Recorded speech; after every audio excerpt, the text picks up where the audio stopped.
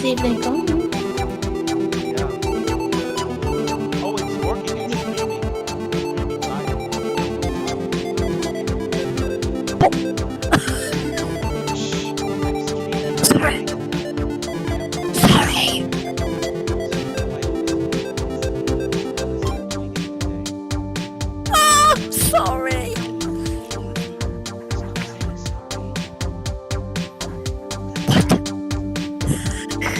Stop saying sorry. You said sorry. It's okay to whisper. Yes. Okay. This is the pre-roll. How long is this pre-roll? God, this is like a public access program. Oh no, and now I get a Bill Clinton ad. What torture is this? Am I in some sort of Albert Camus novel?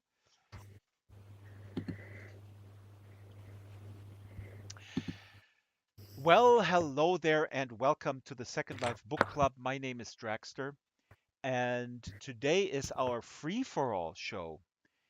What does that mean? The free-for-all show means we have no staff. Actually, we we do have staff, but we don't have a professional tech person who streams us. No, the free-for-all show is where the topic can be anything, and we have no guest, but every audience member is an esteemed guest today, and we can talk about literally anything. I have prepared a few things, um, including a few readings, including a little sound of a story, and a few topics. So I will monitor the YouTube chat. I will monitor the local chat. You will see also the chat interface probably on the stream. And I encourage participation, although I do not encourage people typing with their mic open. Hello. You will now get the full blast of the Draxtor uh, headmaster persona as well.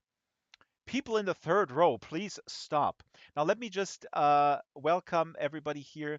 Paradise, Baragon, Sai, Stella, Bunny McCloud, Cayenne, Josh, Jessica, Cube. Nuxus is here on a tiny little chair. Look at this, how cute. Stranger, Rhiannon, Ruby, and Annalisa Avery is here in the back. And Annalisa has her book just came out in America. Annalisa, what's the name of your book? It's called The Night Silver Promise. Ooh, I hope this promise delivers. Well, Annalisa will Fingers be on the crossed. show, and then we'll talk about this in depth. It's a YA novel, right? It's an upper middle grade with like crossover potential. So Oh, they call it crossover potential when it's what is middle grade? So middle grade is for an audience of age kind of 9 to 10 up until about 13, 14. And then middle grade then gets categorized into lower middle grade, so from like about 9 to 12, and then upper middle grade, which is about 11 to 13, 14.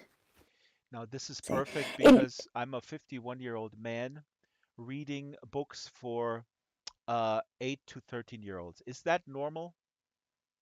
perfectly normal. That's all I read is books for that age range. So I find that they're a lot more outward looking. I think the books for children have a lot more of a bigger scope. Yeah. They encompass a lot more. I completely Yeah, agree, but there's a weird snobbery in some circles around sort of YA. I mean, I kind of look. I wasn't even aware of it, but now with the book club, like some people have said some stuff like, "Wow, why would I read that?" It's simplistic and the prose is pretty bad, and it's a small group of people, but I've heard it expressed, and I wasn't even aware that this exists. This kind of like, yeah, let's call it yeah. snobbery, right? Do you experience that? Yeah, and I think it's also quite difficult um, trying to get parents to read, because once you get to that kind of Ah, middle to upper middle grade, parents kind of walk into a bookshop, or I used to be a librarian, they come into a library and they're just like, what should my children read? And it's mostly because they also see them as children's books and they don't really see the value in them for themselves, although they might see the value in them for their children. Um, so sometimes it's difficult to get books to children because of the gatekeepers that are in the way. And if the gatekeepers that are in the way are not accessing the books themselves, or being able to find out about the books from people, then it makes it more difficult for the children to get hold of really good, awesome literature. this is really And that's strange that parents.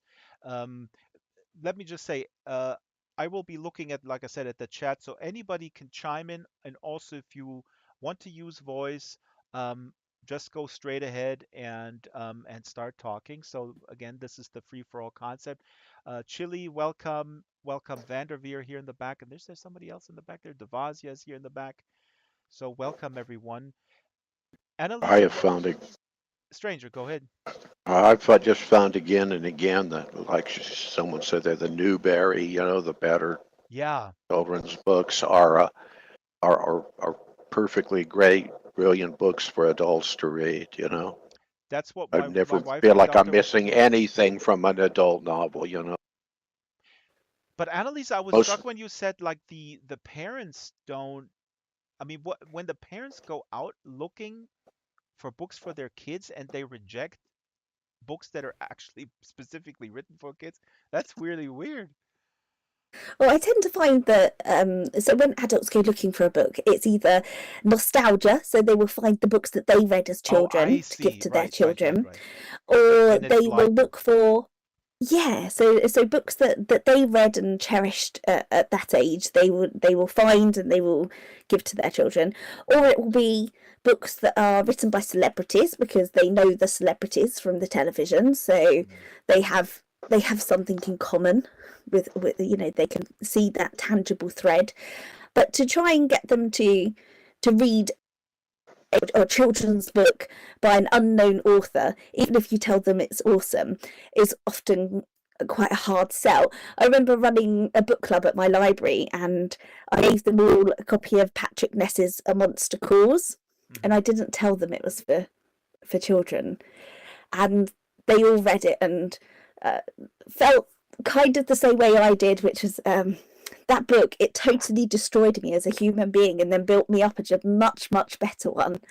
And when we were having the discussion, I said, actually, this is a children's book. They were completely blown away. They didn't, they can hadn't you approached it as a children's book. can you please put that, and this goes for everybody, if we're talking about something, or if you want to recommend something or something that is in the discussion, please put it in the local chat. And Shyla, if I could ask you, or Ruby, just cut and paste that into a document so we have it later, the references. So Annalisa, with the book you just mentioned, I was not familiar with it. So best way is to put it in the local chat, and then we collect it. Stranger, I was kind of cutting you off there. You wanted to say something to this topic from before? No, I was finished for now. For now, stranger. Yeah, chime in. So, what I have prepared in terms of topics, the big topic I think that's on the table right now for me, anyways, is the really worrying trend of book banning in the United States. So I don't think this can be downplayed at all, because there is the people behind these efforts pushing into school districts. They they have a long they're playing a long game, and you may dismiss this as a, well, yeah, Texas is crazy or whatnot, or Tennessee banned mouse. Let me just put this up here. This is from the Guardian. The book Mouse by Art Spiegelman, which is a fantastic graphic novel. We bought this for our son when he was, I don't know, maybe third grade. I don't remember. Um, this was banned in Tennessee. And again, this is one school district, right? So this is not statewide. Um, but it is utterly insane. And you can find Art Spiegelman, the artist, interviewed on CNN. It's actually an interesting clip where he just is also baffled why they banned it. Now, they didn't ban this because of the subject matter of the Holocaust and Jews being murdered by the Nazis. No, they objected to nudity, and in one panel, uh, and the panel is this is Art Spiegelman's family story, by the way. His family was murdered by the Nazis. Absolutely, Rianne. I'm going to get there. That's their excuse. But the thing is, the nudity appears in a scene where Art Spiegelman's mother is naked in the bathtub.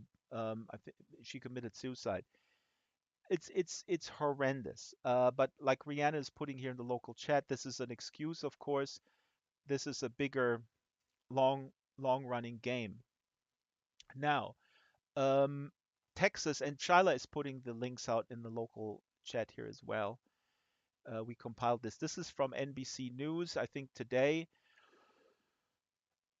In Texas, records request to nearly 100 Texas districts. Again, this is quite a sizable number. 100 districts, record number of books, and another screenshot that I saved earlier today was this one here. This is a specific Texas district. I don't know which one, but they were banning a book, and I didn't have time to look this up. So the Bible is appropriate for all levels, of course it is. The book Donald Trump by Gimple Diane McKelvey is also appropriate for every level. I haven't read that either. Actually, the Bible I have read. Uh, the Old Testament, I found it fascinating. A lot of murder. But this book, All Boys Aren't Blue by George Johnson, not appropriate for any level. Now, I don't know what banning in that regard means. I would suppose that it's removed from the school library. If people have more information, please put it in the chat. Um, and inshallah, maybe somebody can look up All Boys Aren't Blue, what that book is about. If I would take a wild guess, it's probably about um, gender diversity. Somebody says on YouTube they can't hear me. So that is, of course, bad. Um, Let me check that. That is unfortunately the case with with our friend OBS, which didn't grab the audio, and I apologize. It resets the audio. Actually, wait a minute. No, it comes through right there. Um, Now, our friend Cory Doctorow, who was on the show a few times, it was brought to my attention that his book Little Brother was banned. It was first assigned in somewhere in Florida, and then it was banned. Little Brother is a fantastic book. I actually had this also as my recommendation today for you guys if you're interested in books about uh, totalitarianism and sort of the creeping authoritarianism. This is a wonderful book. It's a YA book, and it's about these young hackers, these teenage hackers, and they're being basically grabbed off the street of San Francisco by a nefarious government agency, and they're put basically into a Guantanamo type prison. And it's an amazing book. Cannot recommend it highly enough. It's a trilogy now. But so this video, Shala, I think we have the link to this article. There's a video where Cory is talking straight to the students of that school in Florida, um, and is sort of encouraging them. So that was in 2014. But anyway, what do you guys think about the book? I'll throw it to you, Shal, in a sec. But chime in voice or in text, if you're a U.S. citizen, U.S. resident, or somewhere in another country. What are your thoughts about that? Shyla, go ahead.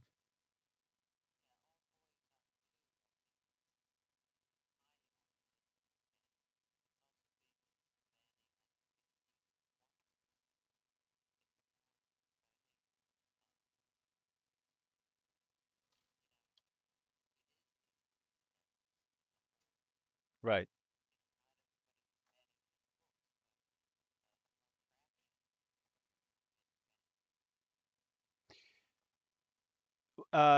You Isn't mean it? the traction of the people who are um, I think of the efforts to get conservatives on school boards and things right, like that, where they make these decisions. right. And this is, I think, what people don't understand, or the other side in the U.S. I think they understand it, but they don't understand how important it is to get people on these school boards. Somebody was just about to speak. Sorry, who was that? It was me. I was just going to say, doesn't it have the opposite effect and draw much more attention to these titles in the first place? I can hardly hear you. There's a lot of like you're in a Sorry, really empty big room. Go closer to the mic if you. I am in an empty big room. I was just saying, doesn't it not have the opposite effect though? It draws more attention to these books. We're seeing bookshops put them out, especially so people can see them. Yeah, absolutely. I Uh, mean, I like to look at the light of the tunnel that this gets traction, it gets discussed in the public sphere and on social media. That is correct. But I would add that the forces of the nefarious forces of totalitarianism and authoritarianism, they're very organized. So if we, or if quote unquote enlightened people or whatever, or people who are curious and stuff like that, and feel that that is like really bad, I unfortunately think that these people are possibly in the minority. Shyla, you were going to say something? yeah, I was listening to something the other day, and it's also shooting prices of up quite a bit because of what Cube said. You know, they are in greater demand as a result of the news. Yeah, I don't think that that's a big issue. I mean, they just published them again, but I mean, you have to keep things in perspective. Again, this is wonderful that this gets a little bit publicity, but I swore to myself that I'm not going to mention the buffoon Joe Rogan, but I have to. Um, Cory Doctorow is a best-selling author. Okay, he's one of the big stars. Little Brother, I think sold maybe 100 or 200,000 copies over the lifetime of this book. You can look that up, I think. Joe Rogan has 10 million people listening to him every week. So I guess my point is the it's a very unequal sort of fight between people who are either stupid or actual grifters in the misinformation game, and people who are interested in context and pushing back against authoritarianism. But that's not new. I mean, this was always kind of an unequal fight. But the point is, in terms of media consumption, um, the infotainment stuff, the commercial stuff is just consumed at a such a high rate, as opposed to books that are critical like that. That's the big point in Brave New World. Um, in Brave New World, books are not banned. They don't have to ban books because nobody reads. And I was going to throw this one up here. This is, of course, Fahrenheit 451. I realized that I bought this book in 1981. This is the German translation with stills from the Francois Truffaut movie on the cover. And Fahrenheit 451, of course, is about a totalitarian state that burns books when they find them. And parallel development is ubiquitous infotainment with sort of almost like a live-in virtual reality show where the wife participates and it's beamed into her living room. Hello, here's Jules Rivera just appeared just on top of Ruby. Very awesome. Um, Stella, can you repeat your comment? I didn't see that. Just cut and paste it into the local chat. Um, so Cube, I mean, I mean, people, how would you respond to my concern that the publicity of this, in the information wars is just like a little drop in the bucket. We're aware of it. A lot of people are primed to believe that it's corrupting our children and or don't even care.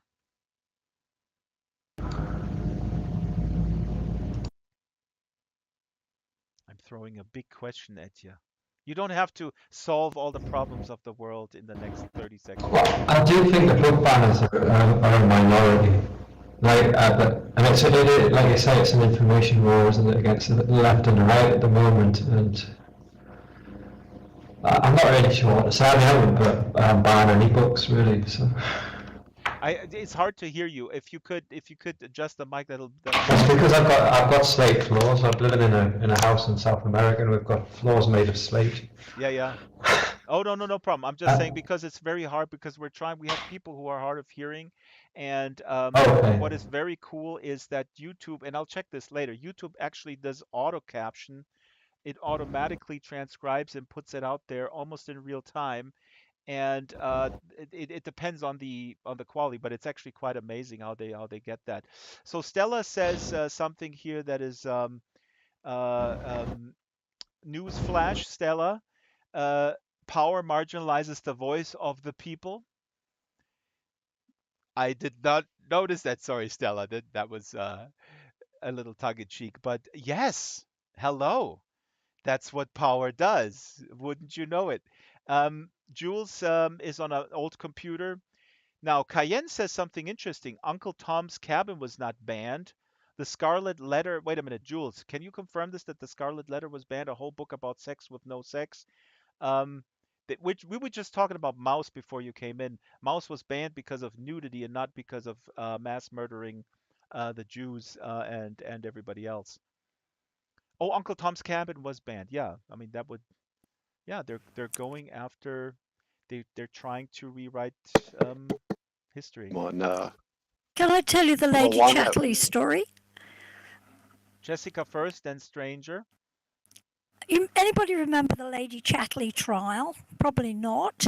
D.H. Lawrence's Lady Chatterley was banned in the UK, and it went to a trial, and the prosecution said, I'll try and quote, "Would you allow your wife and servants to read this book?"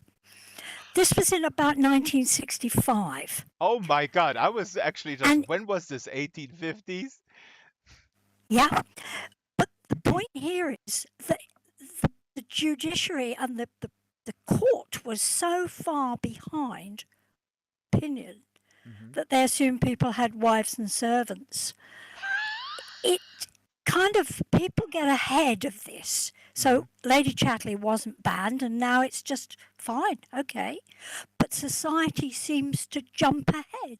Yeah, there's a great short book about it. Society jumps ahead of authoritarian regimes. This is my point. So society was well ahead of that judge and the court. They'd already read the book. I found my parents' copy behind the breakfast cereal. Behind the breakfast cereal. Yeah. That is a dumb place to hide something from a child. No?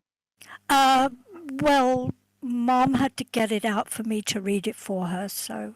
Oh, I see. Oh boy.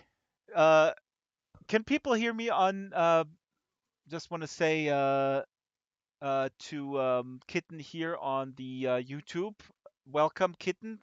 Kitten Duo is a supporter of the Draxtor YouTube channel. You can join the Draxtor YouTube channel now and support me and support us and support this endeavor. You can become a Drax fan, a Drax bro, or a Drax stan. And Kitten is a member and she's supporting this book club. Kitten also says other people are louder than me, but she can hear me now. Now this must not stand. Other people are louder than me. So who wants to speak next?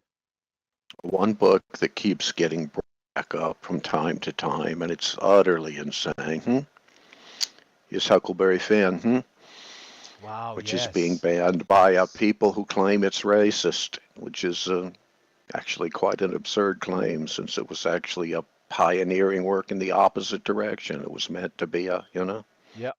an anti-racist book, and yet some people can't conceive that a book that has the N-word in it is anti-racist, but The absurdity of these types of, and also Jessica's story, the absurdity of these discussions, and when you see, or the trial in that case, or just these proposals, and when you look on online and you look at these mothers for freedom or whatever speak in a school board meetings, it is so absurd, and to me it is depressing because I think to a lot of us, because I like to believe that we're not that not that I don't know, corrupted by anti-intellectualism.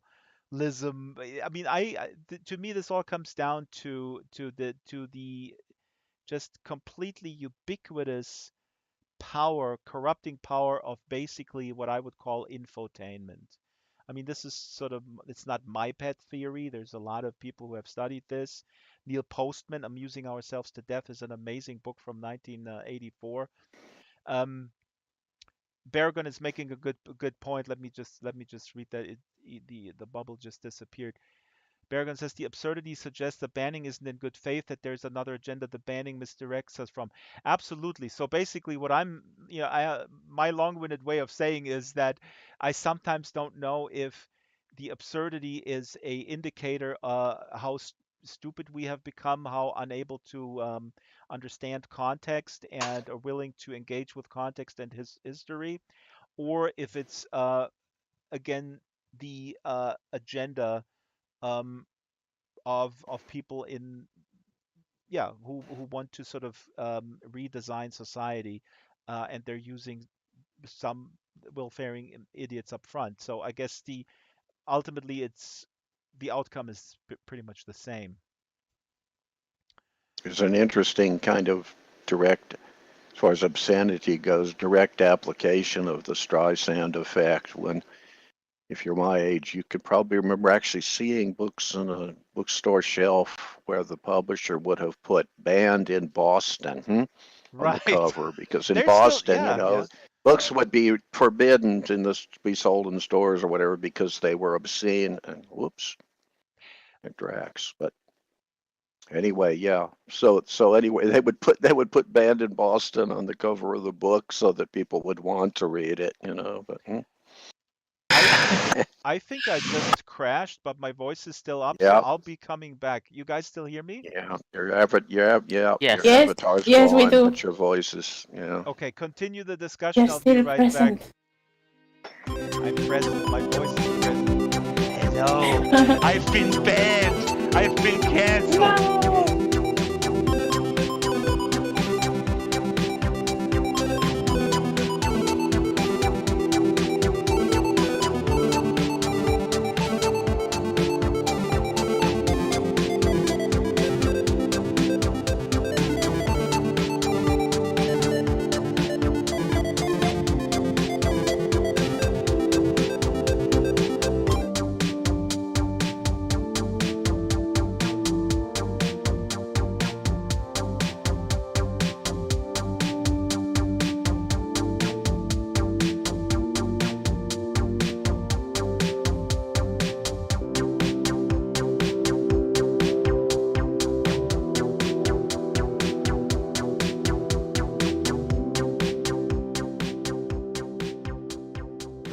Brianna says, always hide stuff from the kids behind the vegetables.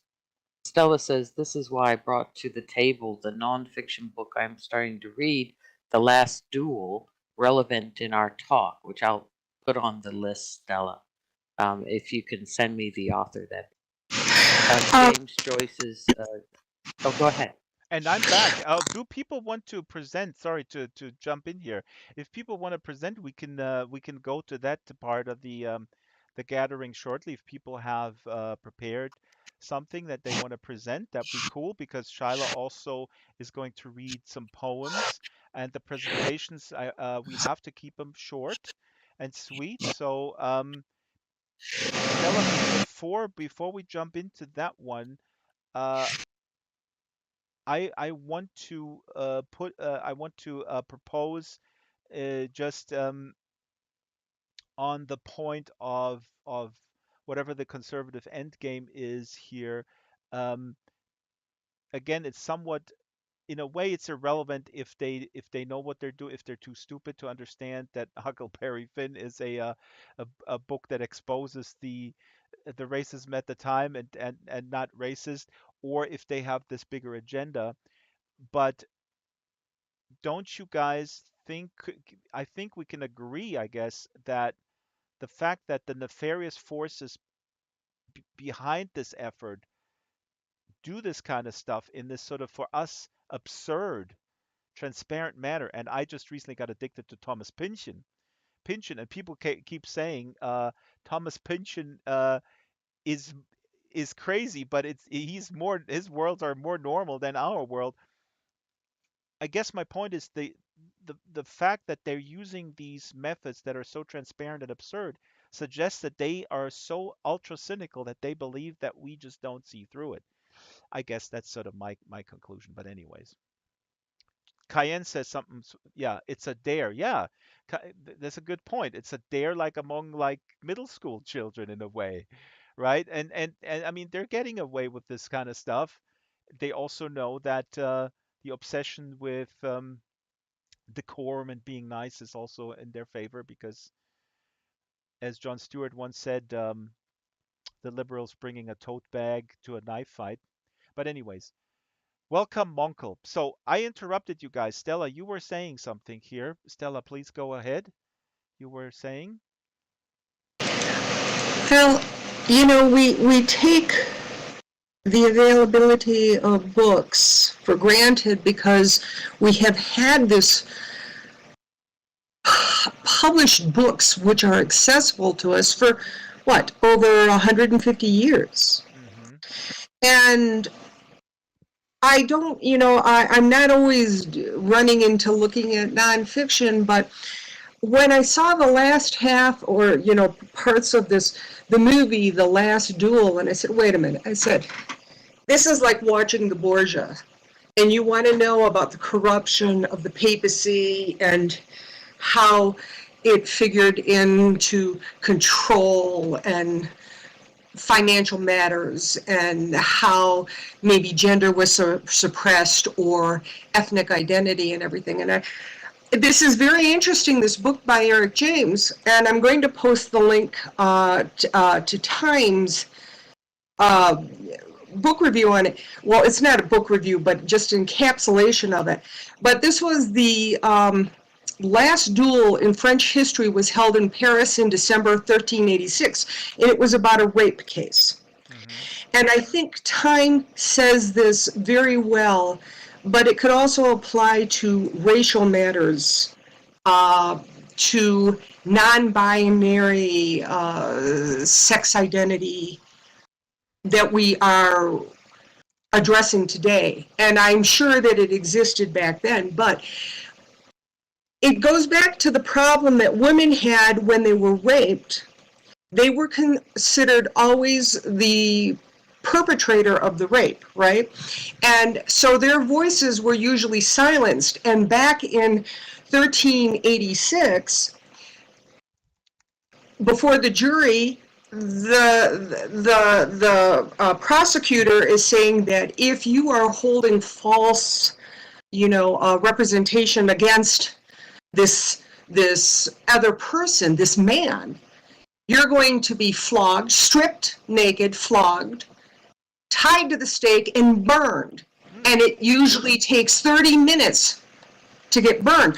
But time writes this very well, because it says, at the heart of the last duel lies a historical mystery, still not definitely solved, over 600 years later. Was the noblewoman Marguerite de Carouge raped by the squire Jacques Legris? But beyond the mystery itself is the surprising way that Marguerite's story was transformed and all but erased in the centuries after the events of the film, okay, because Matt Damon, Ben Affleck, and all that are in the film. But Stella, real quick, sorry to interrupt, but you lost me a little bit because I have no idea what this film is about. Number okay. two, I don't know if the film is based on a book or on a real case. So let's do this when we present, just in general, when we present something, and this is what I really had in mind, and this is awesome. Let's make sure that everybody knows what we're talking about. The Last Duel is a book written by Eric Yeager in 2004, who wrote about this very situation, very well researched, and the reviews on it are exceptional.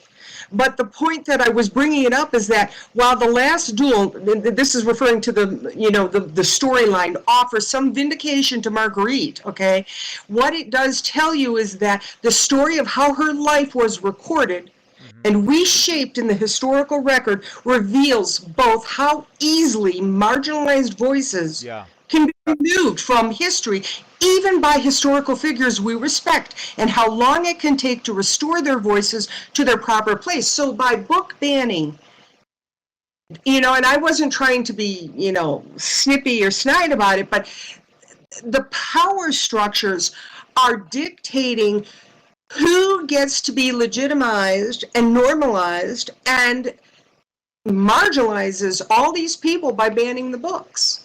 Oh, absolutely. But I understand your point, and the point is well taken, and that should really, everybody should be aware that the historical record, and I hope that Jules may want to chime in when her voice works, because I know that she cares about these issues.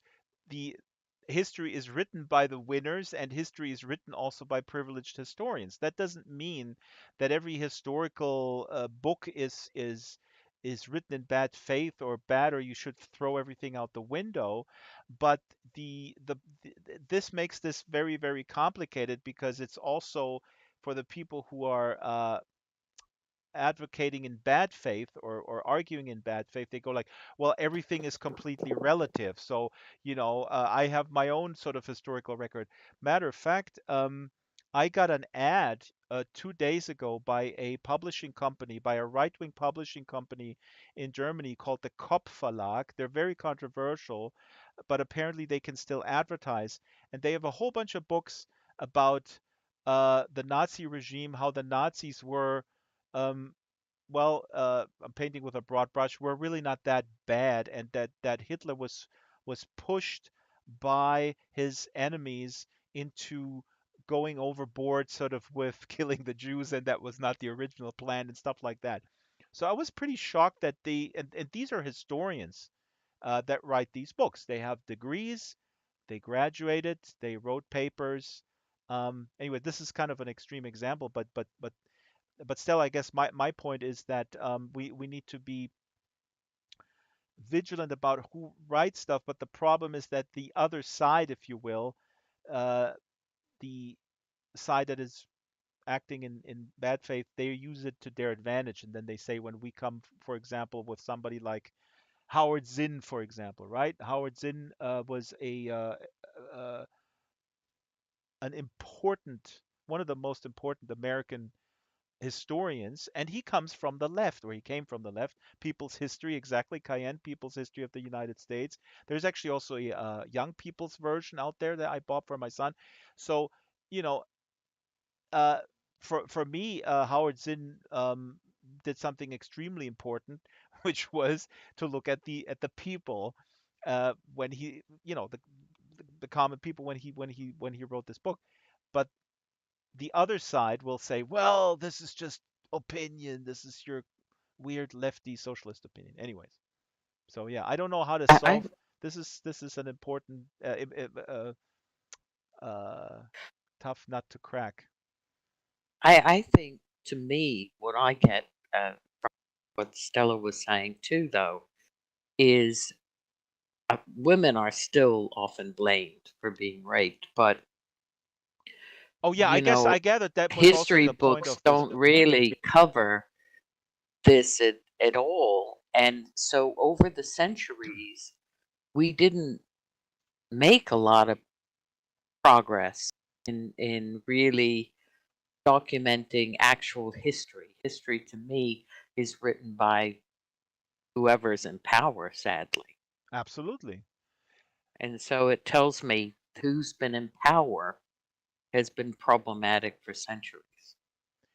And I, as a man, Stella was saying something and Shyla picked up on it, and I, as a man, I of course mansplained the whole thing. Now I feel like I missed that.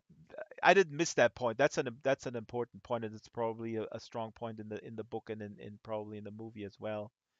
Um, yeah. I guess let's see here. Stella says, but by banning books, his also silences the voices of many, not only women but ethnic groups. I remember controversy in radio even. There's the public radio system in America is actually really kind of a cool system. Um, and But there's always a fight about the frequencies of the terrestrial radio. So we were a smaller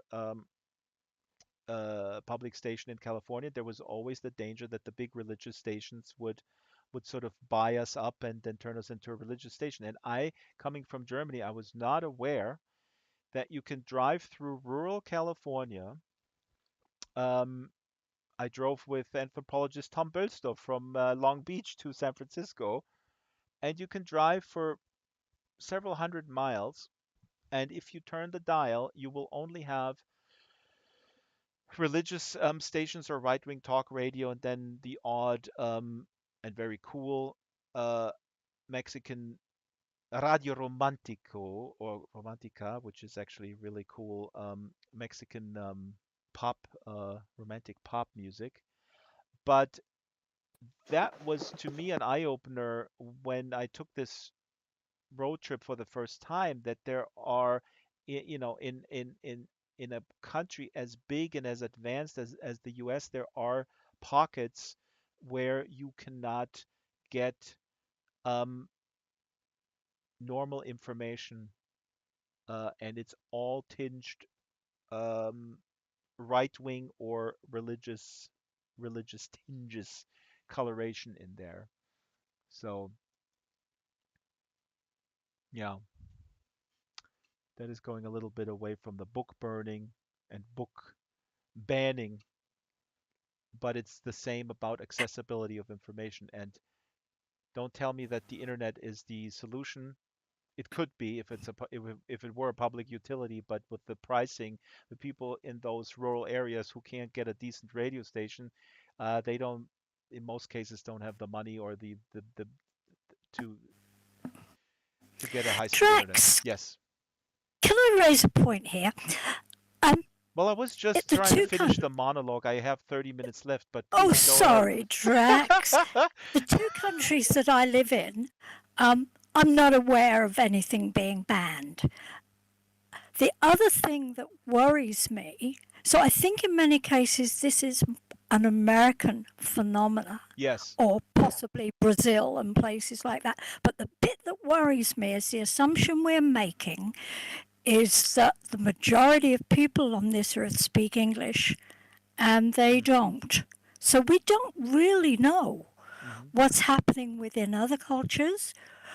It worries me that we don't necessarily have the chance to read books from other countries because we don't speak the language. I can't read books here because I don't speak Dutch. I would love to read Egyptian writers, but I don't speak that language either. We're a small group, really, of English-speaking readers and writers. And I think the world's a bigger place. Oh, I couldn't and that agree. we're on. Yes, absolutely. I couldn't agree more. This discussion, I think that goes without saying that we're looking here at the right now at the American phenomenon that is again sort of bubbling up. It kind of goes in waves. But Jessica, you're absolutely correct. I would say though, also you can read this the Chinese artist Ai Weiwei, who is very prominent, one of the prominent uh, people speaking up about censorship in China, for instance. We had people from Sri Lanka and India on the book club that talked a little bit about the subject. But your point is very important. Actually, you're raising the point of also translation and this is something that really bugs me personally as well because I learn about culture and history and about sort of the sentiment of of what society is supposed to be and what it means to be human from the perspective of other cultures, and I can't do that because I'm not speaking these languages, and very little is translated. We should get some translators on here. Yeah, but I mean, how do other people? I mean, how do you propose then, Jessica, to get a feel And for what's also, happening in there's, other countries? sorry, There's very good journalism that looks at these issues in other countries. So I think, yeah. you've got to have what's translated. I mean, you don't have any other choice, really. There's some fantastic Icelandic crime novelists that I can't read because they're not translated. That's a big problem. But then there are people Not like for people who don't read Bernardine crime. Evaristo in the UK who is Yes. republishing forgotten black authors. She's doing a fantastic job. Hmm. There was the wonderful Virago Press that came out of Australia that published women writers who were forgotten. So there are pockets of good things happening. And we really just have to grab onto the good things. But we Yes. shouldn't assume that there's not wonderful things happening in Spanish. Because I don't speak it, I don't know. Very good point, Jessica. Matter of fact, I made a mental note here. I had, and the last name escapes me now, but there's a translator. She was on the Sansa show, Ruth, and she translates Russian. She speaks German, Russian, and French and English. So she translates back and forth, and she has a fantastic array of books, and she works with foundations and other places that finance Um, these translations, which is oftentimes sort of an effort of sort of public agencies. Now, Would you have it? sorry, go ahead. Who was speaking? Just hear this That moving. was me again. Can you hear me? I was just going to say, if you have a look at the wiki that I'll link here, you'll see that actually the United States are a small fry compared to what appears the world leader to banning books is Australia. Hmm. Here you go. Hmm. So, let me just read here the chat. Really? I'm Australian. Wait, Berrigan says people in other countries know everything going on in the States. They know the US better than most Americans. I would not make that statement at all. I know this is something that people outside the US like to believe that everybody in America is super dumb. That is absolutely not true. There is classism. America is a classist society just like every other country that I know of, except for maybe a handful. And what classism means is that access to information and to education is limited. This is something that drives me nuts when the German family speaks like Germany has such a sort of an egalitarian system where access is there for everyone. It's a myth that people like to tell themselves, especially vis-a-vis the U.S. So I don't know if the world that I lived in the U.S. In my environment, there were people who were better informed about the world than any German that I knew. But that's the milieu. It's a milieu and and class issue.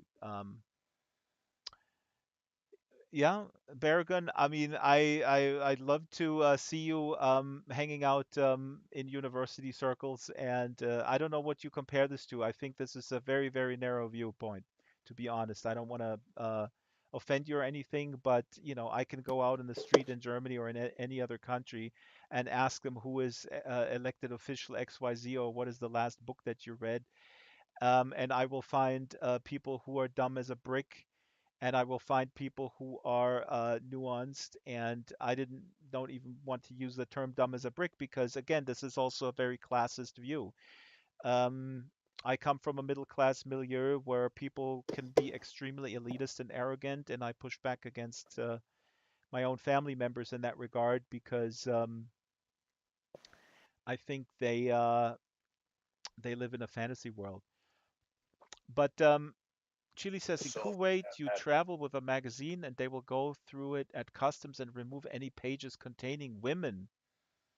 Wow, Mitt Romney would have a hard time in Kuwait with his binder full of women.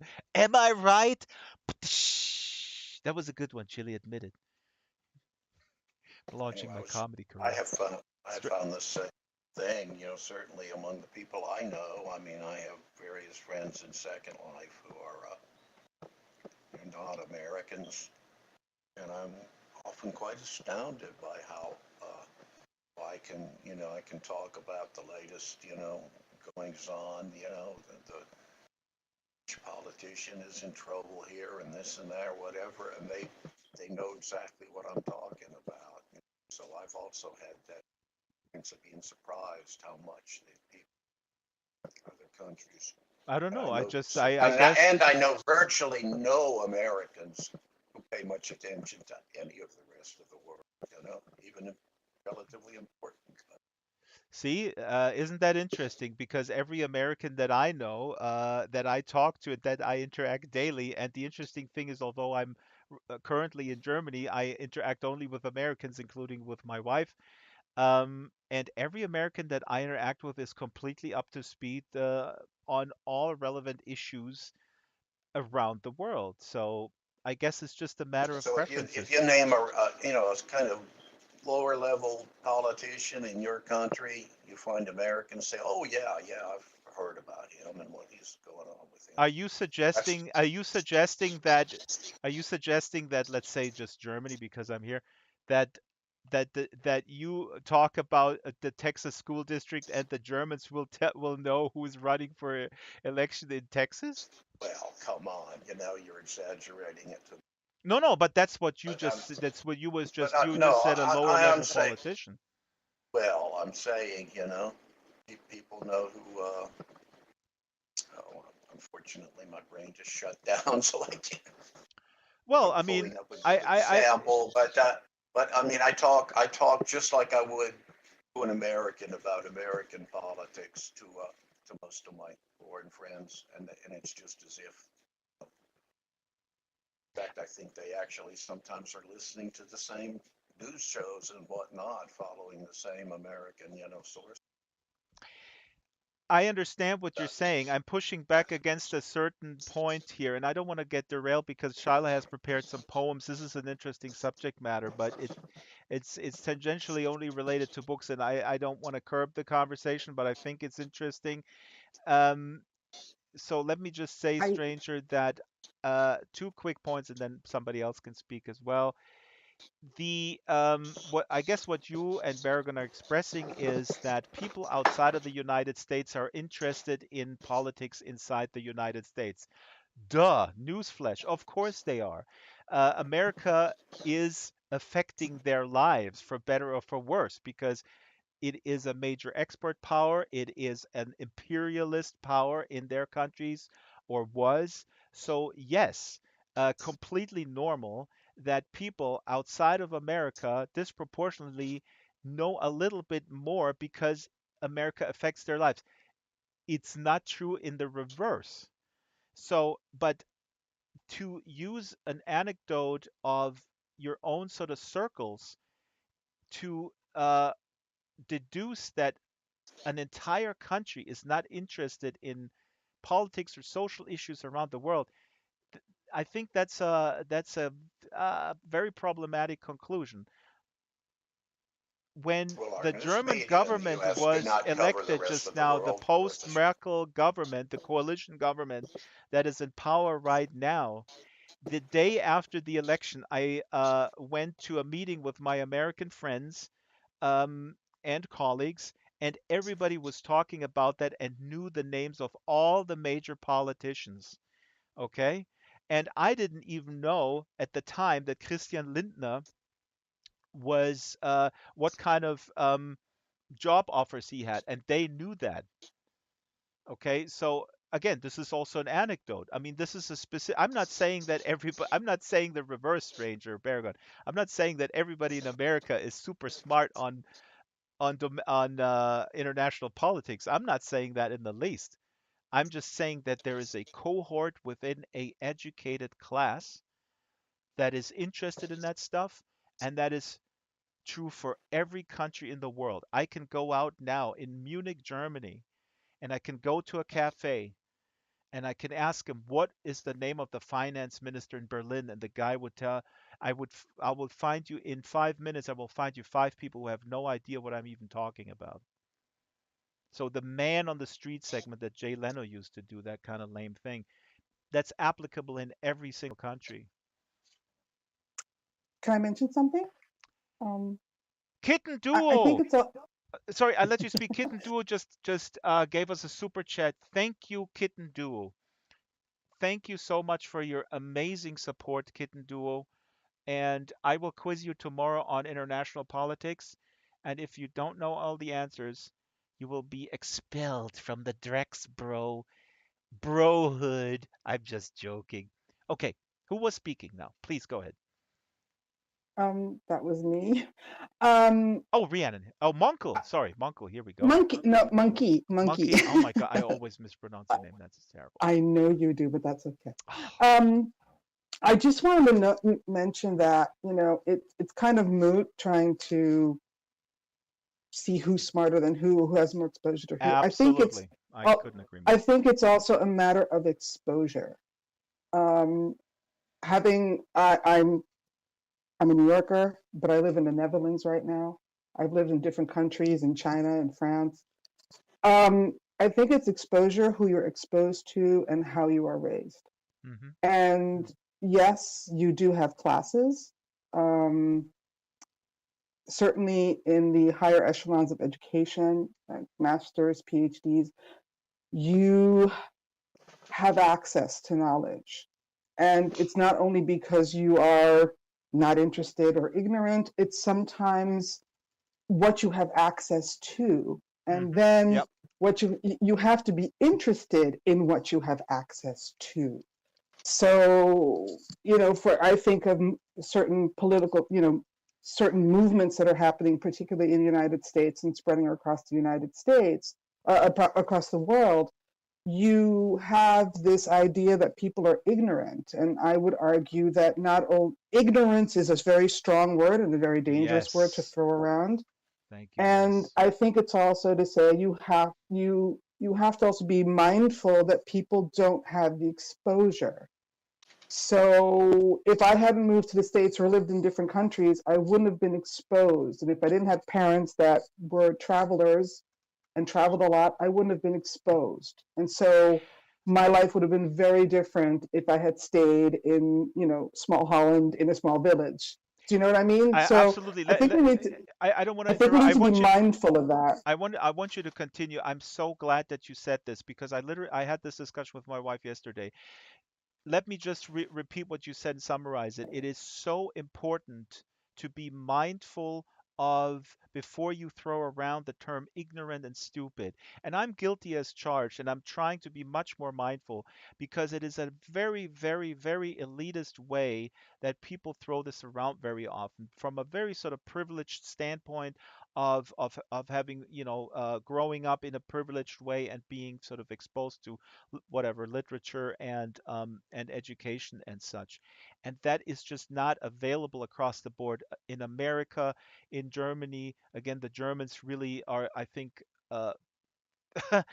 they're delusional about the access to education, but that's another topic. So I think what Monkey said is very, very important to really kind of reflect upon, that we should not throw this around this thing like, well, you're stupid and stupidity will kill us all. And I think I did it earlier in the show too, because uh, there's a good article in the New Statesman about the Joe Rogan thing, and one of the points that is raised is exactly what Monkey said. I don't want to reiterate what's happening with Joe Rogan. If you're not familiar with it, read up on it. To me, the dude is an well, he's an incurious sort of, he's like a stoner college kid who's like, oh yeah, awesome, but he has 11 million viewers per week or whatever, or per day, whatever. But in that article, the journalist was basically saying the reason why people are so pissed at Joe Rogan from the press is also very, very elitist, because they're writing from a very elitist standpoint, and they're dissing the Joe Rogan listeners as being stupid. And that is exactly in that same sentiment. Um, I think we need to have some empathy for the people who think Joe Rogan is providing good information, because these people are often young males who have very little guidance, very little access to education, and they're being sort of thrown into with this guy who they sort of worship, and then the guy sells them very dangerous information on not only vaccines but also incredibly misogynistic and homophobic shit. So anyway, I'm done with my rant. May I Monkey? make one more point? Yes, I just want to make one more quick little you can point. do two, And even, three. Now that oh, I okay. got your name right, I Woo, you're so apologize. generous. Well, I No, have to go it's quite all right. I have to go to confess and do some sit-ups for having your name. Good. So go Oh, ahead. no, it's quite all right. No. But one last point I want to make is also that even within you had mentioned earlier about the higher echelons of education, and I myself am busy with a second master's. And you notice that even within the privileged institutions of higher education, when you look at the specializations, like Yes. some of you had mentioned about Americans not being as, up to date, and who's up to date and who's not. I don't think that really is the point. But even so, if you consider, like, I studied medicine on one side, and when you do that, you don't have the opportunity to study social studies or, Yes. the humanities and so on. And now I'm involved in more humanities, doing Asian studies and exactly these cultural issues that we're talking about. And I'm not even looking at the sciences and the biologies and all that. You don't have time for that when you're doing your research and writing your theses. So Right. even when you're because education is so highly It's the specialized, specialization. You're spot you on. don't get the chance to inform yourself. So even people who are highly informed, I work with a cohort of, masters and PhDs here in Second Life and outside. Even we have to tap into our specialties in order to learn about different sociocultural events and issues and theories, because we're not experts either in all of those things. So even there you have a level of quote unquote ignorance because of the high categorization and specialization within academic institutions, Right. I mean, let alone I got a little those that glimpse didn't of get a that, like, chance to go to college. right. Absolutely. I got a little, like, following the anthropologists around. They don't like the psychologists too much, I mean, there's some valid criticism that goes both ways, but it's a healthy debate. But you're super spot on about this thing with specialization. Matter of fact, I read a short book by a Dutch guy, Rob Riemann, who I wasn't aware of. It's really a good book. It's called To Fight Against This Age on Fascism and Humanism. And he sort of describes the issue of sort of creeping in authoritarianism and everything that we're talking about. And he nails it, in my opinion, to the lack of education in the humanities, and the lack of emphasis on the humanities, and also the like you just said, this crazy specialization where everybody's sort of this crazy specialized person who has the blinders on and cannot see anything from another perspective, even in the um in their Well, own and it's the realm. institution that doesn't permit it, right? The Right. institutions do not permit you. I mean, I'm busy writing a thesis right now, and I've had arguments with my advisor about why I chose to use different sources that may not be within, quote unquote, my area of specialization, even though they do talk about issues and have theories regarding that. So even within your area of study, for example, you're being strongly limited Right. to look sort of outside, on the other side of the hedge.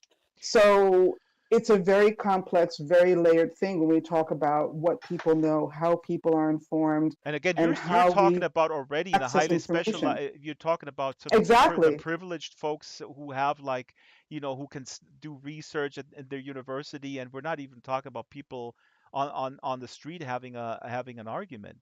Yeah, Exactly. absolutely. And that's the whole point. So we can't even, it's not really fair to start throwing around ignorance and people who are stupid and how come you don't know this? And you hear that a lot in, say, the Black Lives Matter movement and so on, that people have to inform themselves in an age where you don't even know what's a proper source. And that's Precisely. like, And it's yeah, so complicated. So we and even that's what I said, even people on PhD levels, masters and PhD levels, don't have that flexibility, let alone the quote unquote man on the street that has not had a higher postgrad education. It's very difficult. let me make sure I'm reading these comments here. Baragon says, example of the power imbalance in Neil Young's Spotify dispute.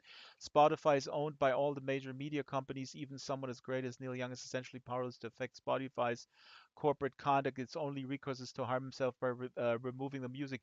Baragon, spot on. The issue with Spotify is, in fact, an issue also of monopolies primarily. And I mean, this really needs to be said that the Joe Rogan thing is sort of putting the spotlight on Spotify, but all these streaming services are really squeezing musicians, and none of them is really. I mean, if you want to support musicians, I suggest, bite the bullet and realize you can't have the whole a la carte thing. Just support some musicians that you really love and buy their downloads, or whatever. Support them on Patreon.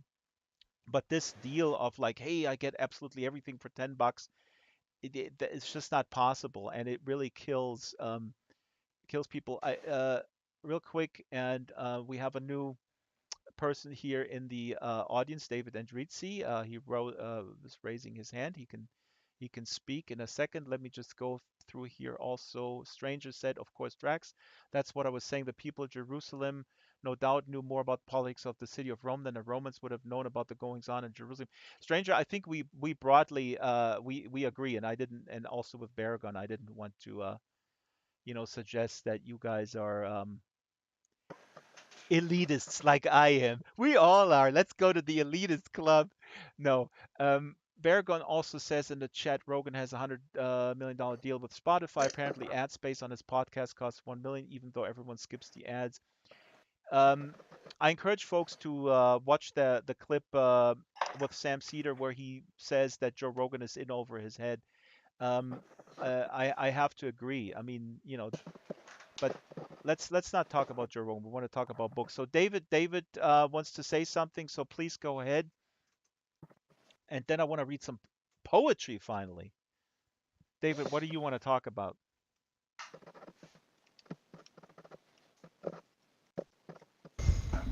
Okay, can you hear me now? Yes. Am I too loud, too staticky, anything like that? Well, it sounds okay. Okay, I'm one of those 330 million ignorant Americans that you guys were talking about a few minutes ago. What? And I came here to demonstrate just how ignorant I am. I don't think we were talking about 365 million ignorant Americans. That is somewhat the generalization in here is ridiculous. It's absolutely ridiculous. Mm-hmm. I'm standing on somebody. I apologize for that. But I want to get to something very specific. I asked two of you in instant messaging and you didn't respond. I'm curious, how many of you folks in here, just raise your hand or say hi or something, how many of you folks in here know who Alex Padilla is? Alexpadilla. Bunny knows.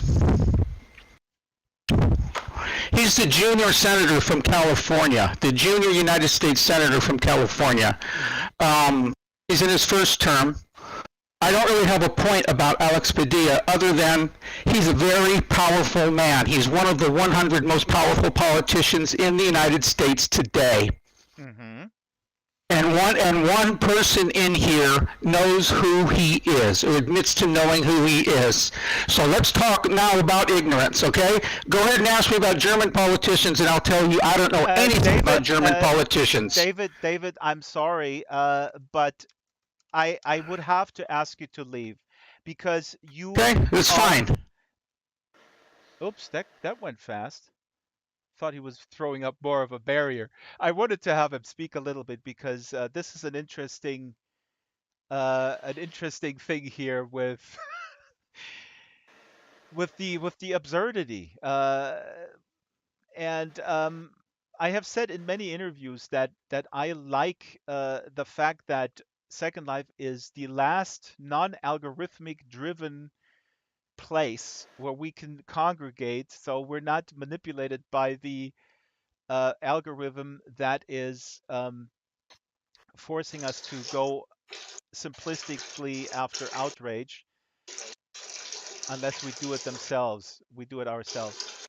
I hope Stranger's not using the bathroom with his mic open because that would be very ignorant of him. But he's American after all. What do you expect? Now, David Andrizzi is sending me a lot of private messages. I will respond to them later. He's been exposed to me for 20 minutes, and that is enough. Baragon and Stranger, you guys are now have created an enemy for me because it was your comments about the ignorant Americans. And I'm German and I'm defending the Americans. For God's sakes, and now I'm the bad guy. What's going on? Shyla, come up on stage, please, and read us some poetry. Okay, I will. And let me just say again for the record, I love Americans. I don't love all 365 million Americans, although I fantasized about a harem when I was a teenager, I have to admit. But so I'm sticking with 3 Americans, my wife, my son, and my dog, because my 2 American cats have passed away. I love them too dearly. Now, Shyla, let me see. Should I get up? And you want to sit on this, or did you bring your own? No, you want to stand. I'll just stand. Yeah, I'll just Right. stand. It's easier to see me if I'm standing. This is called Blue Dream, and it's featured in a film Draxtor called Poetry Made. Oh, that's the Smoke. Fibonacci poem that's also on the wall? Yes, it's on the wall in the back on the far left. Oh, Well, when I'm looking at it, it's on the left. of course it's on the far left because you're a far lefty anti-American gecko. Sorry. Shyla, please go ahead. All right. Blue Dream. Smoke. Breathe. In. Out. Hold. Release. Launch creative drift. Write fearless, poignant poetry. Ballpoint mind trips. Cheese silence. Sparkling universes. Wake a sapphire dream. Pursue glorious introspection. Release adversity sprites. Floating through heavens misjudged. Aliens unprofessed. Terrestrial cobalt or burning blood. Humanity's coming soul aching chorus repeating. Hail, hold, release. Fearless spiritual shift. Rise.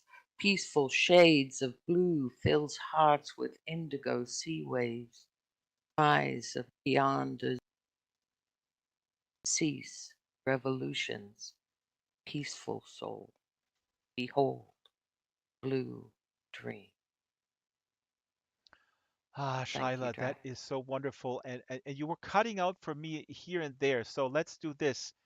I'm going to put the camera now on the text, and I would like you to, if you want, read it again, and let's all pray to the Lord of SL Voice. And Okay, let me check a button here. Maybe that'll do it better. All right. Blue dream. Smoke. Breathe. In, out. Hold. Release. Launch creative drift. Write fearless, poignant poetry. Ballpoint mind trips. Cheese silence. Sparkling universes. Wake a sapphire dream. Pursue glorious introspection. Release adversity sprites. Floating through heaven's mystery. Aliens unprofessed. Terrestrial cobalt orb burning blood. Humanity's coming execution. Soul aching chorus repeating. Release. Fearless spiritual shift. Rise. Peaceful shades of blue fills hearts with indigo sea waves. Rise beyond azure nitrogen. Cease revolutions. Peaceful soul. Behold. Blue dream. wow, you came through perfectly, Charlotte. That was awesome. Can you tell us real quick about the Fibonacci poem, sort of structure, what it is? You're on camera. Next to you is an otter with a fish rolled up in a newspaper. Uh, that has nothing to do with Fibonacci's. But yes. So Fibonacci came up, it was a mathematician who came up with a numerical sequence. And it goes 1, and then if you add the number before 1 to it, 1 plus 0 is 1, and 1 plus 1 is 2. And it ends up making this beautiful French curve. Mhm. And so a Fibonacci poem is either written by syllable count or by word count in that numeric fashion. So, case it's syllable count in this poem's case, And be then it counted visually it syllables. comes out like this. If I look at this visually, sorry, always my keyboard doing weird things. But visually, this one, if I look at it, it looks almost like like A diamond. a diamond, yeah, or an oil lamp from an Oh yeah, Arabian fairy tale. yeah, Yeah. yeah. They're beautiful poems to write too, and there's a beautiful publication that prints only Fibonacci's, and you can see them in different shapes. It's called the Fib Review. It's an online publication, so I'll add that to the list. I think you have to publish something very, very soon. Cube Republic says the rock band Tool also arranged a song around Fibonacci. I didn't even know that, Cube. That is pretty awesome. Drax Blue Dream was published in the Fib Review. Oh, Yeah. And the other two were published in a virtual magazine, Res Magazine. yeah, you told me about Res Magazine, right? Right, right. Now, I want to read something, and then Charlotte going to read another poem. Or does anybody else want to read anything or present a book? Yes, no? If not, I will read something from the book V. Now, I recently got obsessed with the author Thomas Pynchon, who is the father, as I understand it, I'm not a literary scholar, but he seems to be the father of postmodernism. And I'm not going to get into explaining what postmodernism is because I'm not a scholar, and this is also in dispute. But um, Thomas Pynchon was, I believe, born in 1937. He's still alive. He is very, very camera shy. There is, I think, only 7 or so pictures of him available. And he's the author of books that are considered very difficult or challenging. Shyla did an awesome job here putting the different covers from his book, The Crying of Lot 49, which is his most accessible book that I would recommend as a starting point. It's only 150 pages. If you want to read something that completely blows your mind, read this. This is insane. It's 150 pages of a crazy satire of the 60s, of satirizing the counterculture, but also satirizing capitalism, satirizing specifically the California defense industry, weapons manufacturers, satirizing people who get really hyped up on conspiracy theories, but also asking questions about what reality really is. So that's the crying of Lot 49. I'm going to read from Thomas Pynchon's novel V, his first novel that came out in 1963. And V is a very, very strange book. It's 500 pages. And if you don't know what's going on after reading 150 pages, nobody would blame you. Now, my dear audience, you would ask me, why, Draxtor, would you or anybody read 150 plus pages of something where you don't know what's going on? Well, I might be wired in a weird way, but I enjoy language and I like puzzles and I like a road where I don't know where it leads. And Thomas Pynchon is so hilarious. And he throws in such deep observations about the human condition, just like as an aside. And then he does like a little side story within a side story within a side story. And this is the excerpt I'm going to read. So in this book, the main protagonist has no jobs. He's kind of just sort of, after he was released from the army, he's just running around. Book plays in 1955, was written in 63. And the main protagonist, Benny Profane, finds a job. He is down on his luck, but he finds a job killing alligators in the New York City sewers. Okay? There are alligators in the New York City sewers. Now, why are there alligators in the New York City sewers? This is actually a true story because there was an alligator hype and a lot of kids got alligators and then they didn't like it and the parents were flushing them down the toilet and they reproduced down in the in the sewer lines. And so in this book, one of the plots, side plots of multiple plots is about these guys who climb down into the sewers and kill these alligators and get paid for it per alligator. In this tiny little side story within a side story, they come upon a place called Fairings Parish. And Fairings Parish was named after a priest. And this priest was so Cayenne, is it really a myth or isn't it? See, this is the whole Pynchon thing, which is so Cayenne, can you prove it? Can you prove it's a myth? Honestly, I'm sitting here with Wikipedia while I'm reading this book. The Cayenne, you sidetracked me, but Cayenne is raising here this interesting point. When you get into this Pynchon world of any of his books, I mean, this is the third book that I'm reading.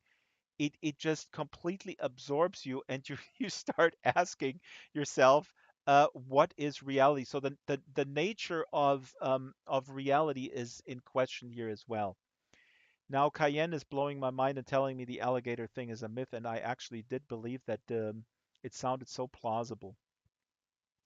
Thank you, Cayenne. Now, let me continue. So, in this scene that I'm going to read, it's a short read. Uh, the alligator hunters come upon a place called Fairings Parish, where this priest went down into the sewers because he saw no hope for humanity, and he saw the rats as the last hope. He thought, humanity's done. I might as well invest in the next folks that are going to run this place, and that's going to be the rats. So he dedicates his life to going down in the sewers and talk to the rats, read them the Bible, do a little Bible study, and teach them English. And well, he also then falls in love with a rat. So this is the kind of Pynchonesque madness of a tiny little side story within a side story. Well, I already said that, but anyways, so here it goes. My little read. They were entering Fering's parish, named after a priest who'd lived topside years ago. During the Depression of the 30s, in an hour of apocalyptic well-being, he had decided that the rats were going to take over after New York died. Lasting 18 hours a day, his beat had covered the breadlines and missions, where he gave comfort, stitched up raggedy souls. He foresaw nothing but a city of starved corpses, covering the sidewalks and the grass of the parks, lying belly up in the fountains, hanging wry-necked from the street lamps. The city, maybe America, his horizons didn't extend that far, interesting, would belong to the rats before the year was out. This being the case, Father Fering thought it best for the rats to be given a head start, which meant conversion to the Roman Church. One night, early in Roosevelt's first term, he climbed downstairs through the nearest manhole, bringing a Baltimore catechism, his breviary, and, for reasons nobody found out, a copy of Modern Seamanship. The first thing he did, according to his journals, discovered months after he died, was to put an eternal blessing and a few exorcisms on all the water flowing through the sewers between Lexington and the East River and between 86th and 79th Street. This was the area which became Fering's parish. These denizens made sure of an adequate supply of holy water, also eliminated the trouble of individual baptisms when he had finally converted all the rats in the parish. 2, he expected other rats to hear what was going on under the Upper East Side and come, likewise, to be converted. Before long, he would be spiritual leader of the inheritors of the earth. He considered it small enough sacrifice on their part to provide 3 of their own per day for physical sustenance, in return for the spiritual nourishment he was giving them. Accordingly, he built himself a small shelter on one bank of the sewer, his cassock for a bed, his breviary for a pillow. Each morning he'd make a small fire from driftwood collected and set out to dry the night before. Nearby was a depression in the concrete which sat beneath a downspout for rainwater. Here he drank and washed. After a breakfast of roast rat, "The livers," he wrote, "are particularly succulent," he set about his first task, learning to communicate with the rats. Presumably he succeeded. An entry for 23 November 1934 says, "Ignatius is proving a very difficult student indeed. He quarreled with me today over the nature of indulgences. Bartholomew and Teresa supported him. I read them from with me today over the nature of indulgences. Bartholomew and Teresa supported him. I read them from the catechism. The Church, by means of indulgences, remits the temporal punishment due to sin by applying to us from her spiritual treasury part of the infinite satisfaction of Jesus Christ and of the superabundant satisfaction of the Blessed Virgin Mary and all of the saints." "And what," inquired Ignatius, "is this superabundant satisfaction?" Again I read, "That which they gained during their lifetime but did not need, and which the Church applies to their fellow members of the communion of saints." "Ah," cried Ignatius, "then I cannot see how this differs from Marxist communism, which you told us is godless. To each according to his needs, from each according to his abilities." I tried to explain that there were different sorts of communism, that the early church indeed was based on a common charity and sharing of goods. Bartholomew chimed in at this point with the observation that perhaps this doctrine of a spiritual treasury arose from the economic and social conditions of the church in her infancy. Teresa promptly accused Bartholomew of holding Marxist views himself, and a terrible fight broke out in which poor Teresa had an eye scratched from the socket. To spare her further pain, I put her to sleep and made a delicious meal from her remains. I have discovered the tails, if boiled long enough, are quite agreeable. Evidently, he converted at least one batch of rats. There is no further mention in the journals of the skeptic Ignatius. Perhaps he died, perhaps he left the community for the pagan reaches of downtown. After the first conversion, the entries began to taper off, but all are optimistic, at times euphoric. They give a picture of the parish as a little enclave of light in a howling dark age of ignorance and barbarity. Rat meat didn't agree with the father in the long run. Perhaps there was infection. Perhaps, too, the Marxist tendencies of his flock reminded him too much of what he had seen and heard above ground, on the bread lines, by sick and maternity beds, even in the confessional, and thus the cheerful heart reflected by his late entries was really only a necessary delusion to protect himself from the bleak truth that his pale and sinuous parishioners might turn out no better than the animals whose estate they were succeeding to. His last entry gives a hint of some such feeling. When Augustine is mayor of the city, for he's a splendid fellow and the others are devoted to him, will he remember an old priest, not with any sinecure or fat pension, but with true charity in their hearts? For though devotion to God is rewarded in heaven, and just as surely is not rewarded on this earth, some spiritual satisfaction, I trust, will be found in the new city whose foundations we lay here in this Iona beneath the old foundations. If it cannot be, I shall nevertheless go to peace at one with God. Of course, that is the best reward. I have been a classical old priest, never robust, never affluent, most of my life. Perhaps, and here the journal ends. It is still preserved in an inaccessible region of the Vatican Library, and in the minds of the few old timers in the New York Sewer Department who got to see it when it was discovered. All right, that's my reading for the day. Sorry to subject you to wackiness, but that's my taste. And now I just detached my face light. Do we need a palate It's cleanser? rather interesting, Jax. Yeah.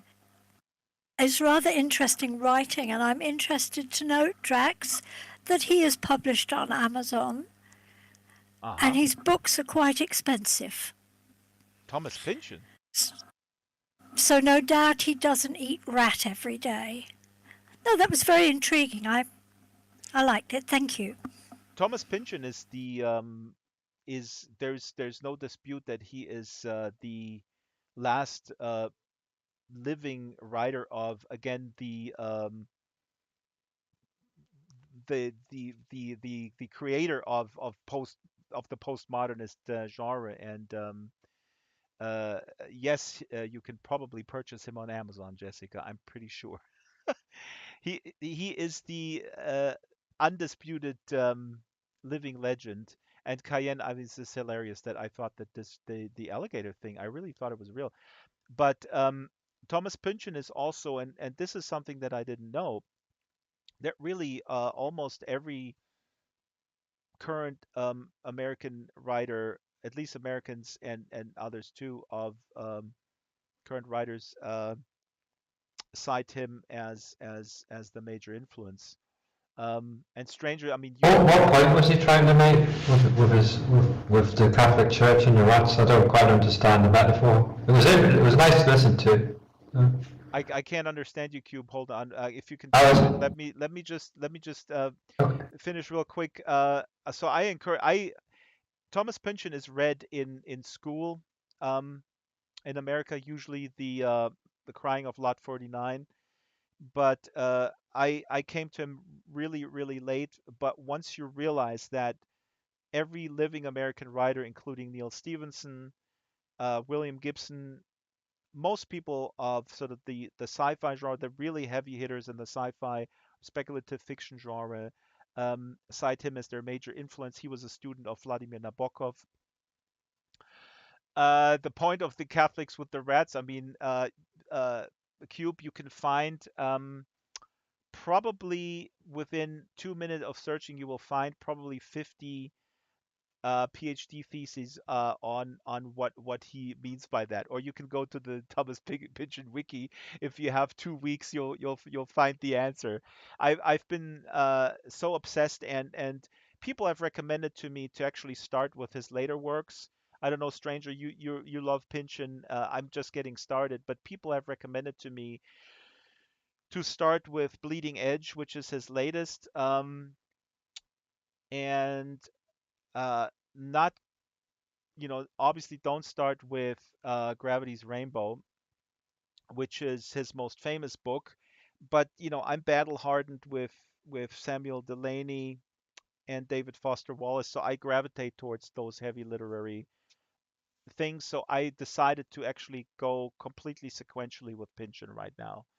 Honestly, I'm gonna go from the beginning to the end. I started with The Crying of Lot 49, and V is actually the first novel. That's the one I just read an excerpt from. The second one is The Crying of Lot 49, which is I think it's a good start because it's very short and linear. So it's pretty clear plot wise, while the plot of V is extremely uh, should I say convoluted, but that is not in my it's not a negative it's not a negative don't use it in a negative term. No, Crying is 1966 and 63 V is this first novel. Let me read the opening page of Lot 49 because actually I prepared this as well. Let me get the right book here. The Crying of Lot 49 is really really funny. I mean, this one is funny too, but and it's just incredibly incredibly deep observation of just especially the counterculture, but I think that that's his major theme. This Crying of Lot 49 is, I think, the first paperback edition. So I'm just going to read a very short opening here. And this is about a housewife.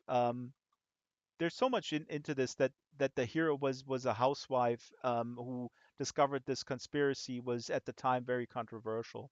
And there were some reviews, including the New York Times, where they said, well, this book makes no sense because this housewife has no knowledge, has no education. How come she discovered the conspiracy while all these academics didn't? So the reviews were incredibly misogynistic at the time. So here's the first paragraph. One summer afternoon, Mrs. Oedipa Maas came home from a Tupperware party whose hostess had put perhaps too much kirsch in the fondue to find that she, Oedipa, had been named executor, or she supposed executrix, of the estate of one Piers Inverarity, a California real estate mogul who had once lost $2 million in his spare time, but still had assets numerous and tangled enough to make the job of sorting it all out more than honorary.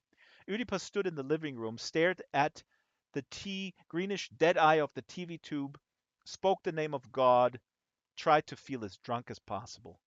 But this did not work. So that's the opening line. Almost as good as Marquez. All right, and that's the show. Nobody wants to say anything?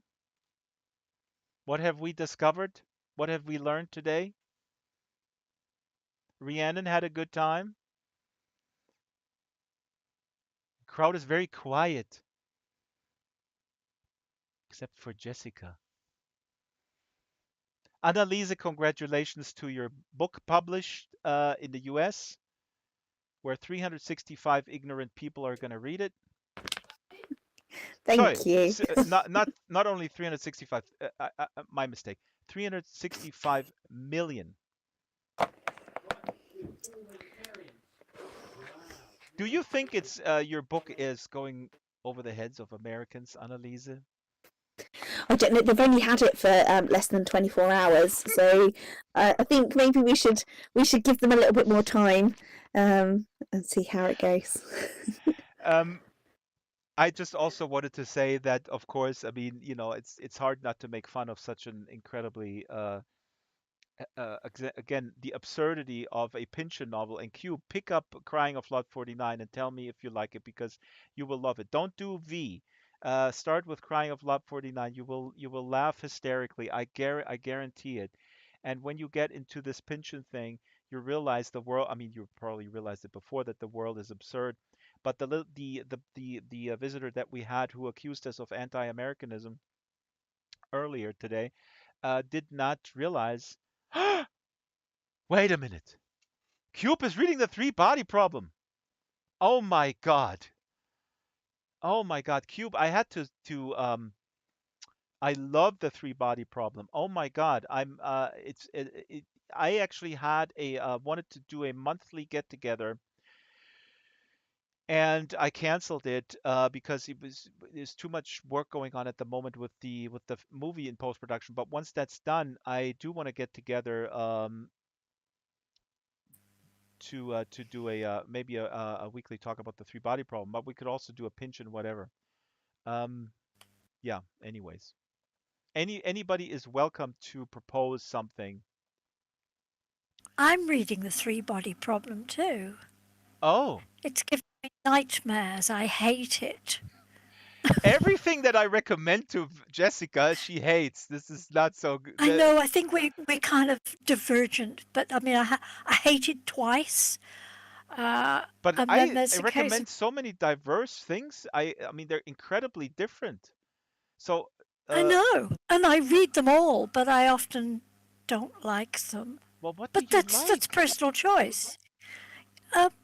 You know, I like lots of things. I mean, I love Matt Ruff. I There adore you his go. books. And you know what Matt Ruff, So you know who Matt Ruff's biggest influence is? Thomas Pynchon, because he also studied at Cornell.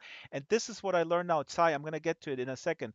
But Jessica, Matt Ruff's Public Works trilogy is a direct homage to Pynchon. What I realize now, I actually sent Matt Ruff an email this morning and said, dude, now I understand your books because I'm reading Pynchon. And I was like, oh my God. yeah, I mean, it's I enjoyed them, Sewer but Gas Electric. exactly. I'm So reading that too. Yeah. okay, so I, I recommended something that you like, so that's good, I guess. well, I like that, and I loved. Uh, Look, we all have different tastes. We all have different choices. No, there's only You good and and I bad. read 3 or 4 books a week, um, and it varies. But I will say this: I do read them all, Yeah. No, no, even I if mean, they Jessica, make I me really, angry. And I totally appreciate. Sorry, I'm cutting you off here. I'll shut up. I just want to say I very much appreciate your feedback and your taste and um your critique. So once you're done with the three body problem, tell me, please read The Dark Forest and tell me if it's sexist. And then read the Death's End, which is the third in the trilogy. But then you got to read Pynchon and Tsai, and then I'll shut up. Tsai said she vaguely remembers the film. Matter of fact, yes, a movie was made after his book Inherent Vice. It was a fairly recent movie. So the last two books that he wrote, I mean, he's still alive, so people are speculating he's probably writing something. The last book, the latest, most current, is called Bleeding Edge, which people tell me I should read because it deals with a virtual world. Okay, it deals with reality and perception, and a virtual world is at the center. Boom. And before that was Inherent Vice. Right, and Stranger puts something in there. He was Pynchon, I believe, was writing manuals for a defense contractor. It's one of his jobs in the beginning, and all his stuff is very anti-militarist. I mean, this is one of the themes that goes through the whole thing. Is basically the perception of reality. What is reality? Um, do we really know? Is there an objective truth? But that's also the basis of postmodernist literature as a whole. But it's not only a critique, it's really lampooning or just exposing our addiction to weapons and inanimate objects that destroy things is, I think, a major theme of his. Oh, Jessica already reading Pynchon, at least Wikipedia. Tsai, yes, that's one of the thing that is always pointed out that he is people call it reclusive, and there is really only 6 or 7 photographs, and one, the most recent, is when some paparazzi took a shot when he was walking with his son somewhere in Manhattan. That was 10 years ago. The military-industrial complex is really that exactly. That's kind of like his big theme. But what I also really find very cool is that he is very critical with the counterculture movement, and what they have accomplished and what they have not accomplished. And I believe Vineland, people tell me, is really it's a very stark, sort of disillusioned look at the counterculture. That's right. And the V2 also plays a role in V. So in V, it's unclear if V is referred to a woman, a rat, or a rocket. So yeah. Or actually a country, a fictitious country called Vihaisu. So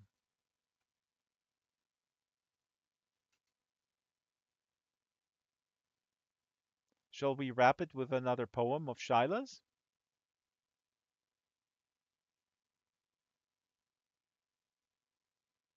Okay, I can do that. Wait, I'll go off the stage. And let me just Okay. say, Jessica, talk to Vanderveer later because she likes the three-body problem, and I can only tell you, if you think the three-body problem is insane and crazy and changing your perception of reality. Again, that we're talking about, just to read No, the it's whole. giving me nightmares. Yeah, it should. No, just because I don't like it doesn't mean it's bad. No, And no, I I think understand. that's what we have to remember. Right. We read books, we get things from them, we consider them. We might say the writing's wonderful. It may not be for us. No, no, And it's I not for agree. me. Yes, yes, Yeah. I agree. But well, Shaila's already on stage, but I have to say this. I mean, Oh, please, Shala. the three-body problem, the ideas that are put forth there, so that these thought experiments about the nature of our relationship with the universe, and then what it means to be alive. And I mean, this gets, it's almost, to me, a philosophical. It's it's philosophy with a tiny little alien story on top of it. But it's along the. I mean, it's like reading Schopenhauer with aliens. Anyways, Shyla. Water Okay. has to go to bed? Come on, Sai. What kind of Good night, mother are Water. you? He wants to hang with us. It's close to the gecko's nap time. Okay, then okay, Gecko. Then let's read. Read before you enter Right. water. Okay. Jesus, you guys. One. This is One Tin Soldier. Mm-hmm. It's a slam poem. Mm-hmm. Not everyone wants peace and equality. Some just want control or superiority. They will come one day, perhaps soon, to silence those of. They will say it is the way of history, a truth of each one's destiny. Oh, but what misery when some decide others must die. Some see the need for change, while others just rearrange. Powers screaming danger, riling up righteous anger as the peaceful are infiltrated by those who. Any effort to establish equality results in retorts and speeches of duality, keeping frozen the reality of deeds through antiquity, when all we who feel needy ought remember our bounty, feed the destitute, ones without homes, in dark, seedy alleys. Wake up to those in this land of liberty with less freedom. Bring to light the holy kingdom, but the devils mislead them, crying, All hail the Bedlam! Angelic idioms call from on high. Let the bitter no longer cry. Let the angry no longer lie. Let the nations no longer spy. Let the jokesters no longer be wry. Let the meek no longer be shy. None listen. ready to smite. No brave knight protects our hearts from spite. Press of a button, the roll of a tank. No one's to blame. No one's a saint. One tin soldier. One tin soldier, leaving the land to smolder, rode away with wonder on the bloody day after. A whisper. And that's One Tin Soldier. Thank you, Charlotte. This is really wonderful. It is very anti-American, but it's wonderful.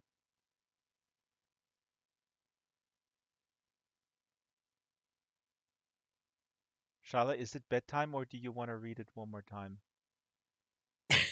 You want to hear it again? I like that in between, but I know this is a long one and it's bedtime. All mean, right, we'll do it again. I have the Hold camera on. now on for the YouTube folks. I have it on the text now. So let me Okay. center this. Yeah, first I was filming you and now I'm filming the thing so they can read it if they want. Okay. One Tin Soldier.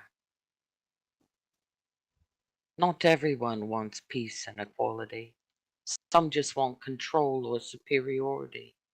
They will come one day, perhaps soon, to silence those of rooms. They will say it is the way of history, a truth of each one's destiny. Oh, but what misery when some decide others must die. Some see the need for change, while others just rearrange. Ours scream danger, riling up righteous anger as the peaceful are infiltrated by those who with hatred. Any effort to establish equality results in retorts and of duality, keeping frozen the reality of deeds throughout antiquity. And all we who feel needy ought remember our bounty, feed the destitute, ones without homes in dark, seedy alleys. Wake up to those in this land of liberty with less freedom. Bring light to the holy kingdom, but the devils mislead them, crying, All hail the Bedlam. Angelic idioms call from on high. Let the bitter no longer cry. Let the angry no longer lie. Let the nations no longer spy. Let the jokesters no longer be wry. Let the meek no longer be shy. None listen, ready to smite. No brave knight protects our hearts from fight. A press of a button, the roll of a tank, the blame. No one's a saint. One tin soldier. One tin soldier leaving the land to smolder, rode away with wonder on the bloody day after. Peace on earth, a whisper. Thank you. Thank you, Shyla. It's really wonderful. So I'm going to wrap up this program. This was really, really wonderful. And this is the first real free-for-all that we did. And we're going to do it in March again. And so now people know a little bit the format. Please do feel free to message me privately or per email, uh, critique, ideas. Again, you know me. If I'm happy to give the stage to everybody, anybody who wants to talk, except for somebody who accuses us of absurd things and derails the discussion. But if nobody speaks, I will speak. I was raised that way in radio, unfortunately. But please understand that the stage is open for anybody for ideas or presentations. If you want to present like your favorite book or an idea that has to do with reading or books, yeah, that is the field is wide open. So now next week we're back to guests, and next week's guest is Amy Mccall. Amy Mccall. This is a YA novel about vampires. It's a little Buffy-ish, I've been told. Something that Jessica, I hear, hates. Um, no, I'm just kidding. So I'm gonna start reading this tomorrow and form an idea. Oh, Annalisa, see, everybody knows everybody. So Amy, I already we had a nice tour here and some conversations about the book, and it's also a really cool perspective of Amy, who was a primary school teacher. I find these uh, very, very interesting when our guests come with the experience of having a sort of a quote unquote day job and a perspective from that and how that fits in with the writing. Yeah, so today was a lot of fun. Even found the guy coming in fun. Some people think like, okay, don't feed the trolls, but I do want to open this to conversations. We have learned a lot today. We have learned that the book banning issue is right now very U.S. centric, but nonetheless very worrisome. We have also learned that Shyla is an amazing poet. Well, actually, we did know that. Some of us did. We learned that Thomas Pynchon is a extremely important author, and that Thomas Pynchon is available on Amazon. But he's also available, I'm sure, on other websites, including the Thomas Pynchon wiki that I'm addicted to. We also learned that Jessica doesn't like the three body problem. Jessica has banned 50 Shades of Grey. I have that banned too. I was gonna joke earlier that the only books that should be banned should be Nora Roberts, but that would be a very elitist comment too, and it's also tongue in cheek. I have changed my opinion on romance novels because I think um, romance it can be extremely soothing for people, and I don't want to come across as the elitist who only reads highfalutin literary fiction. We learned from Monkey. Exactly. Thank you. I was gonna get there. Thank you, Vanderveer, is mentioning this. We learned from Monkey to actually not to judge, actually maybe not reserve judgment, and be mindful, which is kind of very much related. That is something Vanderveer and Monkey. I'm very grateful that you raised this because this is literally something that again, I'm guilty of doing this, and I have written this down as a New Year's resolution, and I write it down every year to just be better, take baby steps, and get better at it. Um, I want to quote Michael Brooks was a extremely gifted radio host and political commentator, scholar on international politics, author. His book Against the Web is an amazing book. It's 90 pages. It's about the so-called intellectual dark web, the Shapiros, the Petersons. Michael Brooks passed away tragically 2 years ago at the age of 36. Somebody with this talent of sort of understanding international politics, please look up Michael Brooks. The reason why I'm bringing him up because Monkey was referencing what Monkey said reminded me of what Michael Brooks always talked about. Michael Brooks always said, "Be kind to people, be ruthless to systems."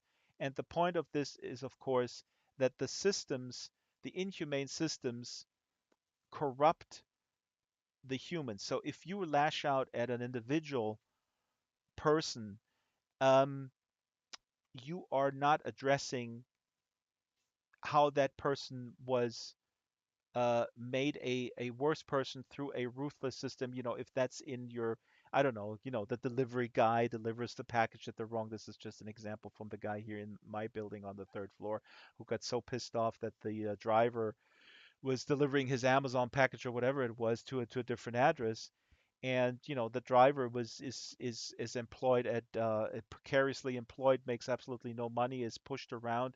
We all know these stories, and this guy sits there and he has an inconvenience of 5 minutes, and he was pissed off at the guy and screaming at him.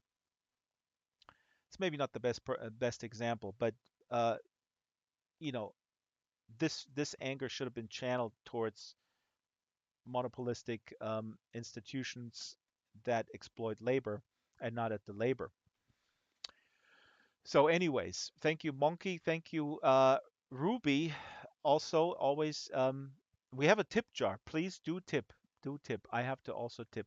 Thank you, Stranger. Thank you, Cube Republic. First time, Cube. I hope you come back. Oh, Germany bans RT. Wait, is that breaking? When did that happen? Are you serious, Kain? I gotta check this out. Oh my God. Ah, Jesus Christ. See, this is like we didn't even talk about this crisis. It's oh man. I'm not afraid of World War III breaking out tomorrow, but the world is awash with authoritarian figures that are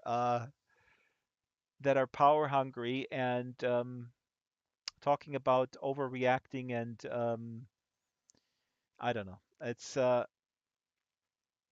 Yeah, it's a complex issue, and let me just say that our former Chancellor Gerhard Schröder, okay, for the Americans who are not dumb, who know who Gerhard Schröder was, a social democrat who ushered in incredible gutting of the social welfare state, somebody who does not deserve the term social democrat. And don't get me started on the issues with social democrats 100 years ago in the German Revolution. But anyways, I'm always was uh, far to the left of Gerhard Schröder. But even with the benefit of the doubt, what Gerhard Schröder did, there is a consensus even among conservatives that he and his government ushered in a um, a period that we're suffering from with the gutting of the welfare state and the poverty and the rising inequality in Germany is due to these Drax, policies. Yes, Jessica. can I make a trivial request to the meeting for some help? Okay, I was just need going to on a tangent find. of Gerhard Schröder, but Yeah, I know you okay, were. I this thought I'd is stop it's you. almost like an I American need to commentator. find. Yes. Yeah, I need to find what kind of security camera system is in central Seville. Like, you know, those cameras that watch you when you're shopping or you're in the park. Mm-hmm. And I can't find this online. So I'm wondering if anybody knows Seville or they know what the security cameras are like. Or if anybody knows someone who lives in Seville who might be able to give me a What they're only pointer. in Seville? Well, I don't know. Well, okay, you put this question out and I'll shut up. Thank you for interrupting, but I just wanted to say, Yeah, a bank job cube, exactly. yeah, Cayenne, I have to check this out with RT. But let's wrap this program because then I also will go to bed. Um, yeah, let's wrap it right here. Let's Thank you, wrap the Drax. stream. And big thank you also, of course, Kitten Duo. She probably also fell asleep when I mentioned the name Gerhard Schröder, the name that should not be named. But yes, thank you and good night.